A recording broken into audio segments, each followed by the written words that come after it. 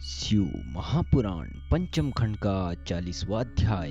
नारद जी बोले, हे पिता, अब मेरी अभिलाषा शिव जी द्वारा अंधकासुर के वध की कथा सुनने की है। अस्तु, आप कृपा करके जिस प्रकार शिव जी ने अंधकासुर का वध किया उसका वर्णन कीजिए। यह सुनकर ब्रह्मा जी बोले, हे नारद, जब विष्णु जी ने नरसिंह तथा वराह अवतार लेकर दिति के पुत्रों को मारा, तब दिति ने बड़ा विलाप किया तथा कश्यप की शरण में जाकर उनकी सेवा करने लगी।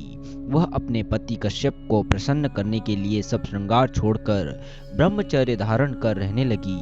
वह केवल कश्यप की इच्छा के अनुसार ही मीठे वचन कहती तथा अधिक बातचीत नहीं करती थी। एक दिन कश्यप ने प्रसन्न होकर यह कहा, हे दिति, हम तुम्हारी सेवा से अत्यंत प्रसन्न हुए, अतः तुम हमसे कोई वरदान मांगो। इसके पश्चात उन्होंने प्रतिव्रत धर्म का वर्णन करते हुए कहा, हे दिति, ऐसी कोई वस्तु नहीं जिसको हम शिवजी की कृपा से नहीं दे सकते।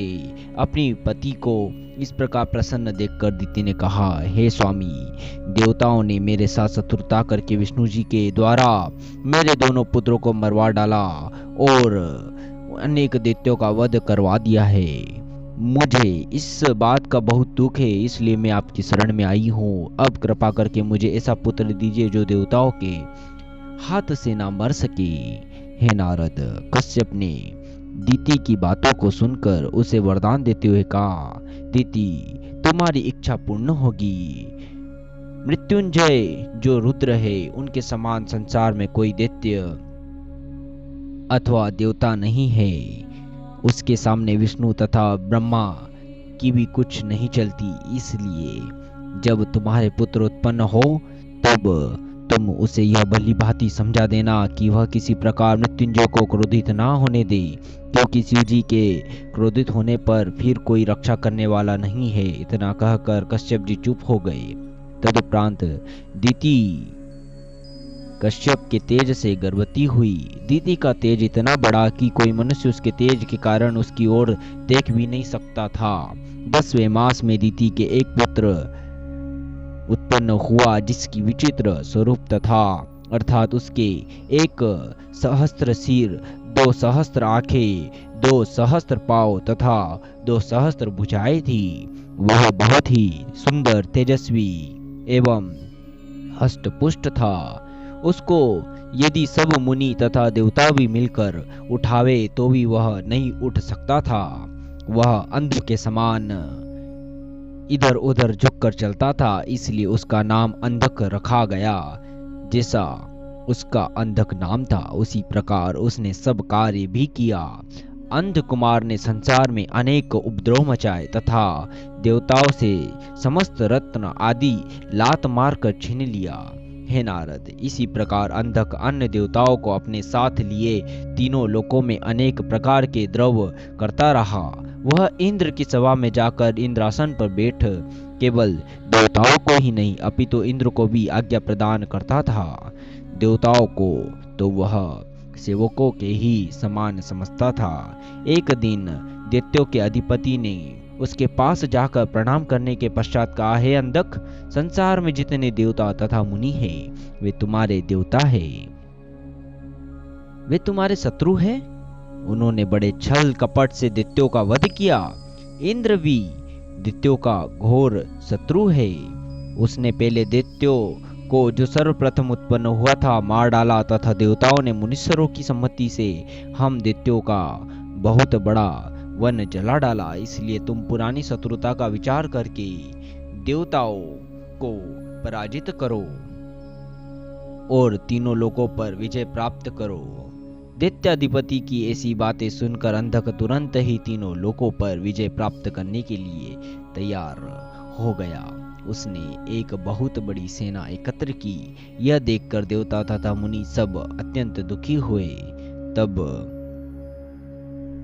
इंद्र ने स्वयं कश्यप के पास जाकर अत्यंत विनय पूर्वक यह कहा, हे पिता, आपने देवताओं को बड़े आनंद से रखा, परंतु अब अंधक सबको निकाले देता है।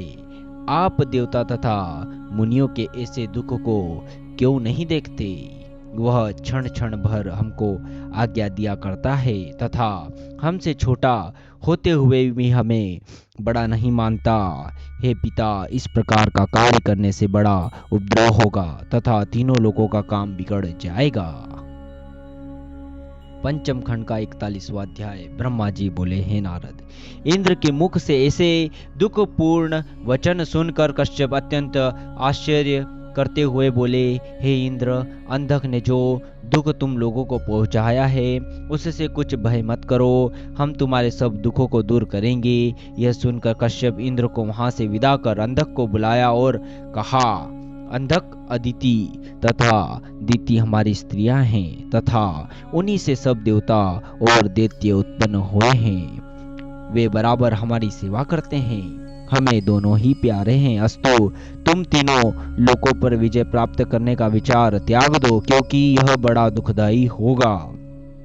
तुम और इंद्र राज्य को आधा आधा बांटकर शत्रुता दूर करो तथा एक ही मत से सुख एवं कुशलता पूर्वक राज्य करो। तुम देवताओं को इस प्रकार दुखी बनाकर मुझे तंग मत करो, नहीं तो तुम बड़ा दुख पाओगे। यह सुनकर कश्यप ने कहा, अंधक को विदा कर दिया। हे नारद, कश्यप की इस प्रकार समझाने पर अंधक कुछ दिन तक तो शांत बैठा रहा, परंतु थोड़े दिनों के पश्चात वह पुनः दैत्यों की संगति से उपद्रव मचाने लगा और देवताओं को बहुत दुख पहुंचाने वाली बातें करने लगा। वास्तव में संगति का प्रभाव बहुत शीघ्र ही पड़ता है। अपने पुत्र की वह दशा देखकर दिति को बड़ी प्रसन्नता हुई। फिर उसने एक दिन अंधक को बुलाकर इस प्रकार समझाया, अंधक, मेरे कर्म देखकर मुझे बहुत दुख मिलता है। मैं तुझे एक बात समझाती हूँ, तू उसी पर ध्यान धरकर काम करो। यह कहकर उसने पहले अंधक ने जो कही थी वही बातें विचार कर कहा, हे पुत्र, तुम शिवजी की सेवा करो, उनसे किसी प्रकार की शत्रुता मत रखो, क्योंकि उनसे शत्रुता रखकर कोई सुखी नहीं रहता। फिर शिवजी की बड़ी स्तुति करके वह बोली, हे पुत्र, तुम नित्य शिवजी की उपासना किया करो। तब अंधक ने माता की आज्ञा मानकर सब दैत्यों की संगति छोड़ दी तथा इंद्रियों पर विजय पाकर कठिन तप करने लगा। उसने सर्वप्रथम वन और जल में बैठकर तप किया, फिर केवल वन के फल खाकर ही शिव जी की सेवा करने लगा। ऐसा करने से अंधक के तेज में वृद्धि हुई। उस तेज के कारण उसकी ओर देखा भी नहीं जाता था। ऐसा कठिन तप करते हुए देखकर सब देवता भयभीत होकर मेरी शरण में आए। तब मैंने उन सबको साथ लेकर विष्णु जी के पास गया और विष्णु जी सब हाल सुनकर हम सबको साथ लिए शिव जी के पास जा पहुंचे। वहां हम सबने उनकी पवित्र स्तुति की। पंचम खंड का 42वां अध्याय। ब्रह्मा जी बोले, हे नारद, शिव जी की स्तुति करने के उपरांत सब देवता शांत खड़े रहे। तब शिव जी बोले, हे विष्णु, ब्रह्मा तथा समस्त देवताओं, तुम लोगों की जो इच्छा हो वह हमसे कहो, हम सबको वरदान देने के लिए तैयार है। यह सुनकर देवताओं ने कहा, हे शिव जी, हम लोग अंधक के कठोर तप से अत्यंत भयभीत है, इसलिए आप जाकर अंधक को वरदान दे, जिससे हमारे दुख दूर हो। यद्यपि वह हमसे वरदान पाने के पश्चात देवताओं का पूर्ण रूप से शत्रु हो जाएगा। हम सबकी इच्छा है कि इस समय कृपा करके आप अंधक के कठिन तप की अग्नि को शीघ्र ही शांत करें। तदुपरांत हमारे लिए भिषक के समान होकर हमारी चिकित्सा कीजिए। यह सुनकर शिव जी अंधक को वरदान देने के लिए चल दिए। वे अपने वाहन गिरिजा तथा गणों सहित वहां जा पहुंचे और बोले, हे अंधक, हम तुमसे बहुत प्रसन्न हैं, तुम हमसे वर मांगो। तब अंधक ने प्रणाम एवं स्तुति करते हुए हमसे वर मांगा। कहा, हे प्रभु, मैं आपसे केवल यही वरदान मांगता हूँ कि अपने पिता के वरदान के अनुसार मैं अतिरिक्त किसी के हाथ से ना मारा जाऊं।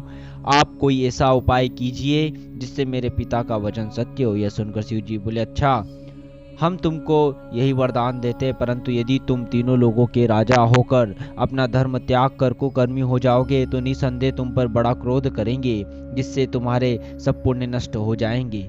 ऐसी दशा में हम तुम पर दया करेंगे, जिससे तुम्हारा श्रम निष्फल हो निष्फल न जाएगा।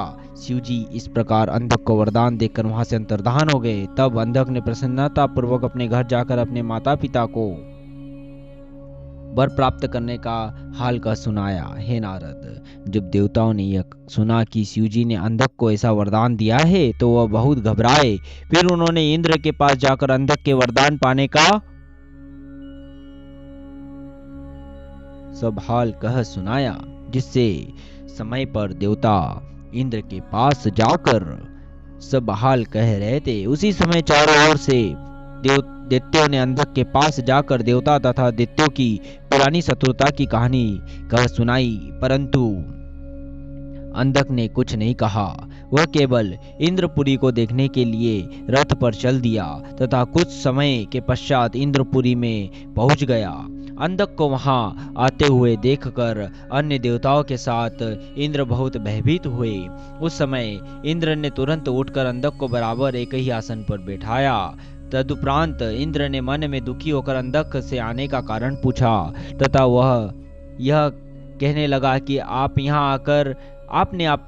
यहाँ आकर बड़ी कृपा की है। अब जो आज्ञा आप हमें देंगे हम उसका पालन करेंगे। यह सुनकर अंधक ने अहंकार से भरकर उत्तर दिया, है इंद्र, तुम केवल मुझे अपनी संपत्ति दिखला दो, मुझे किसी वस्तु को लेने की आवश्यकता नहीं है। तुम्हारे पास जो ऐरावत हाथी तथा उच्च श्रवा घोड़ा आदि उत्तम रत्न एवं उर्वशी आदि महास्वरूपवती स्त्रियां हैं, उन सबको मुझे दिखा दो, मैं उनको देखने मात्र से प्रसन्न हो जाऊंगा। तब इंद्र ने निरुपाय होकर अपनी संपत्ति उसे दिखा दी।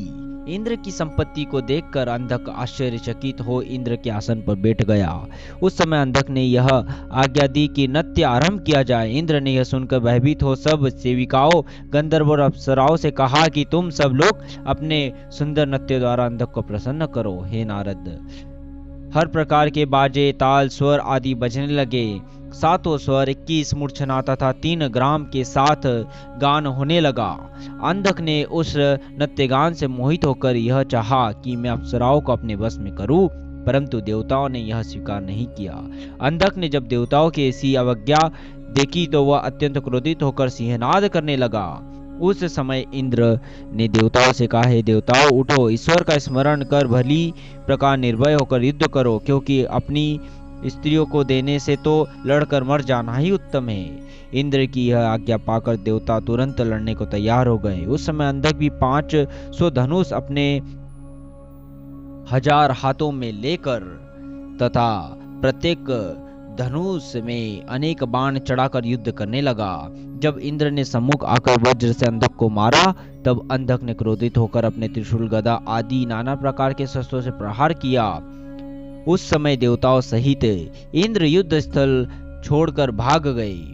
इसके पश्चात अंधक अपनी माता दिति को भी वहीं बुलाकर राज्य करने लगा तथा यह ह्योड़ी पिटवा दी कि हमारे राज्य में सब प्रजा आनंद पूर्वक रहे और किसी प्रकार का संदेह न करे।